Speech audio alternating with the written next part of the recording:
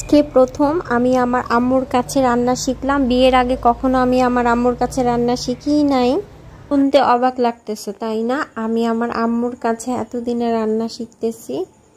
Hello everyone, this is me. কেমন আছেন সবাই? আমি আল্লাহর রহমতে অনেক অনেক ভালো আছি। আর আমার মেয়েকে খাওয়াচ্ছি, উপরে উঠতেছি নিচে নামতেছি।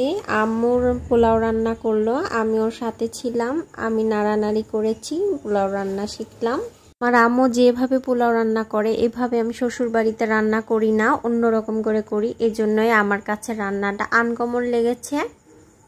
এটা শিখে নিলাম, কারণ কুড়িগ্রামের রান্না আর ব্রাহ্মণবাড়ির রান্নার মধ্যে পার্থক্য আছে। তারপর থেকে শুধু খাওয়া দাওয়ার ঘুমের উপরে আছি, আর তো কোনো কাজ নাই। এই দুইটা কাজই এখন আমি করতেছি।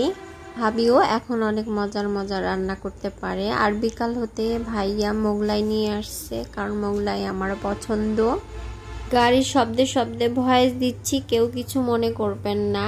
আর বাসার পাশেই রাস্তা, গাড়ি যায়।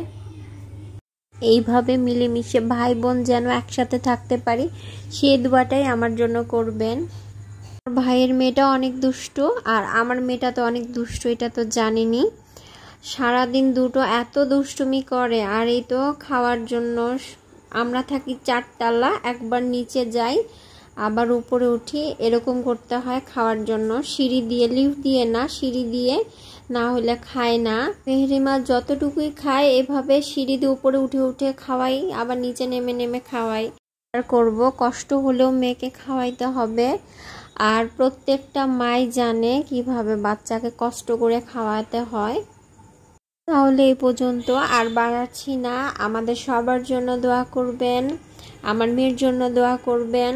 আজকে নতুন দেখছেন তারা আমার ফেসবুক পেজের সাথে থাকবেন, আর ইউটিউব থেকে যারা দেখছেন ফলো দিয়ে সবসময় পাশে থাকবেন। আল্লাহ হাফেজ।